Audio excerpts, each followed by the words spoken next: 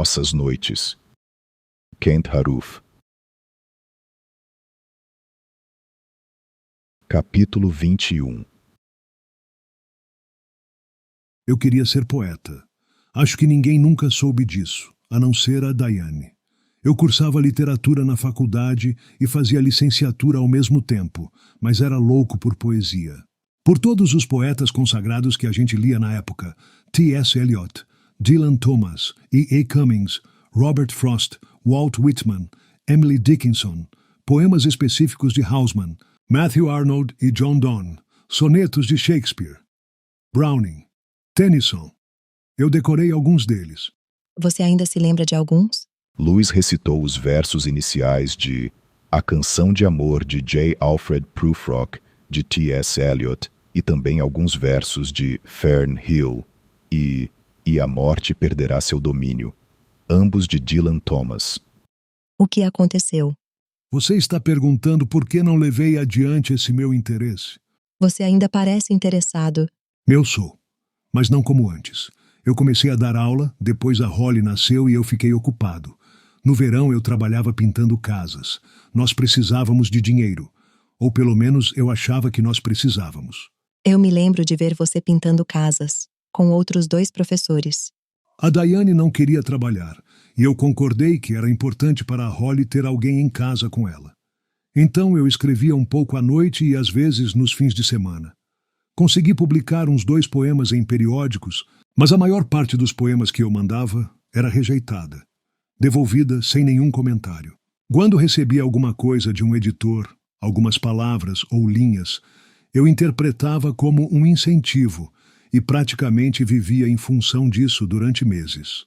Olhando para trás agora, não é de espantar. Eram uns poeminhas horríveis, imitativos, desnecessariamente complicados. Eu me lembro de um poema com um verso em que eu usava a expressão azul do arco-íris, o que em si não tem nada demais, mas eu dividia a palavra para falar do azul do arco-íris. O que isso quer dizer? Quem é que sabe ou se importa? Mostrei esse poema específico, um dos meus primeiros, para um dos meus professores da faculdade. Ele olhou para o poema, depois ficou olhando para mim um instante e disse: Interessante, continue trabalhando. Era ruim de dar dó, na verdade. Mas você melhoraria se tivesse continuado. Talvez, mas não aconteceu. Eu simplesmente não tinha a força de vontade necessária. E a Diane não gostava. Por que não? Sei lá. Talvez isso a ameaçasse de alguma forma. Acho que ela sentia ciúme da importância que eu dava a isso e do tempo que isso me tomava, sozinho comigo mesmo, isolado e recluso. Ela não apoiava o fato de você querer fazer isso. Ela própria não tinha nada que quisesse fazer, a não ser cuidar da Holly. E mais tarde, o grupo de mulheres com que ela se reunia, como já contei, endossou o que ela sentia e pensava. Bem, eu gostaria que você tentasse de novo. Acho que já passei dessa fase, e agora tenho você. Estou bem entusiasmado pelo que está acontecendo entre nós, sabe? Mas e você? Você nunca me disse o que queria fazer. Eu queria ser professora. Comecei a fazer um curso na faculdade em Lincoln, mas fiquei grávida da Connie e larguei os estudos. Mais tarde, fiz um curso curto de contabilidade para poder ajudar o Carl e, como eu disse, fiquei trabalhando para ele em meio expediente como recepcionista e guarda-livros. Quando o Gene foi para a escola, arranjei um emprego como escriturária na prefeitura de Holt, como você sabe, e fiquei lá por um bom tempo. Tempo demais. Por que você nunca voltou a tentar ser professora? Acho que nunca cheguei a ficar profundamente envolvida ou comprometida com isso. Era só o que as mulheres faziam na época: ser professora ou enfermeira. Nem todo mundo descobre o que realmente quer fazer, como você descobriu. Mas eu também não fiz o que queria, só brinquei de fazer. Mas você gostava de dar aula de literatura na escola secundária. Gostava, mas não era exatamente o que eu queria fazer. Eu só dava aula sobre poesia algumas semanas por ano, mas não escrevia poemas. Os alunos não tinham o menor interesse no assunto. Quer dizer, alguns tinham, mas não a maioria. Provavelmente se lembram daqueles anos e horas como o velho Waters delirando de novo. falando merda sobre um cara de 100 anos atrás, que escreveu algumas linhas sobre um jovem atleta morto sendo carregado pela cidade numa cadeira, algo com que eles não se identificavam nem um pouco, nem conseguiam imaginar que pudesse algum dia acontecer com eles. Eu os fazia decorar um poema. Os meninos escolhiam o menor poema possível. Quando se levantavam para declamar o poeminha que tinham escolhido, ficavam simplesmente petrificados, nervosos. Era um horror. Eu quase sentia pena deles. Lá estava um garoto que tinha passado os primeiros 15 anos da vida dele, aprendendo a dirigir um trator, a semear trigo, a lubrificar ceifadeiras e debulhadoras, e então lhe aparecia na frente uma pessoa que, de um modo totalmente arbitrário, o obrigava a dizer um poema em voz alta na frente de outros garotos e garotas que também tinham passado a vida cultivando trigo, dirigindo tratores e alimentando porcos. Mas para passar de ano e se livrar das aulas de inglês, ele tinha que recitar Loveliest of Trees, the Cherry Now. Parte do poema. A mais adorável das árvores, a cerejeira agora. Primeiro verso de um poema de A.E. Housman. N.T. E cometer a insensatez de dizer a palavra loveliest em voz alta. Ela riu. Mas isso era bom para eles. Eu achava que sim, mas duvido que eles também achassem. Duvido que achem mesmo hoje. Quando se lembram daquele tempo, a não ser como uma forma de sentir uma espécie de orgulho comunitário por terem feito o curso do velho Waters e passado, como quem passa por um rito de passagem. Você é duro demais consigo mesmo.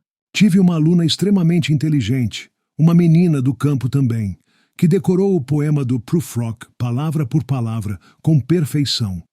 Ela não tinha que fazer isso. Fez porque quis, por vontade própria, por decisão dela. Eu só tinha pedido que eles memorizassem um poema curto. Cheguei a ficar com os olhos cheios d'água quando ela recitou todos aqueles versos tão bem. E ela também parecia ter uma boa ideia do que o poema queria dizer. Do lado de fora do quarto escuro, um vento forte começou a soprar de repente, entrando pela janela aberta e agitando a cortina com violência. Então, começou a chover. É melhor eu fechar a janela. Mas não feche completamente. Não é adorável esse cheiro.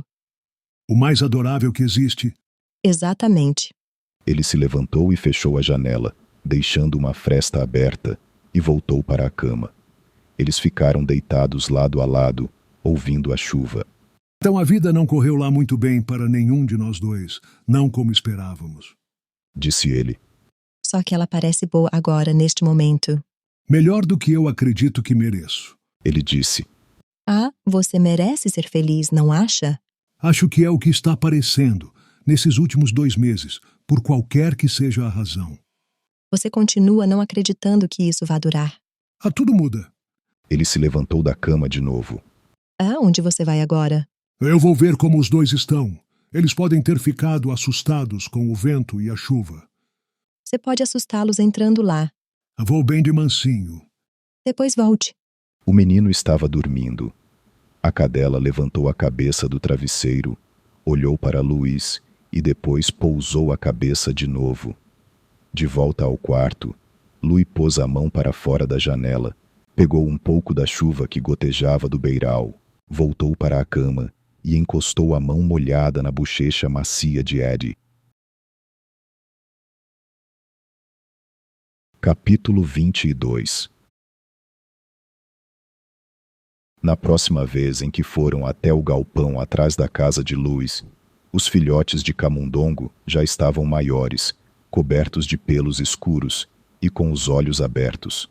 Quando Luís abriu a tampa, eles começaram a correr pela caixa. A mãe não estava lá. Jamie e Luís ficaram vendo os animaizinhos de olhos pretos e brilhantes treparem uns por cima dos outros, farejarem o ar e se esconderem. Eles já estão praticamente prontos para abandonar o ninho, disse Luís. E o que vão fazer depois? Vão fazer o que a mãe lhes ensinar a fazer. Sair por aí, procurar comida. Depois fazer ninhos também e se juntar a outros camundongos e ter bebês. A gente não vai mais ver nenhum deles? É pouco provável. Talvez a gente veja um ou outro no jardim, ou num canto da garagem, ou perto das paredes e da base do galpão. Vamos ter que ficar de olho. Por que a mãe fugiu? Ela deixou os filhotes sozinhos. Ela tem medo da gente. Tem mais medo da gente do que de deixar os filhos sozinhos. Mas a gente não vai fazer mal a eles, vai? Não, eu não quero camundongos dentro de casa, mas não me importo que eles fiquem aqui fora. A menos que eles entrem debaixo do capô do carro e comecem a roer a fiação. Mas como eles iriam conseguir fazer isso? Camundongos conseguem entrar em praticamente qualquer lugar.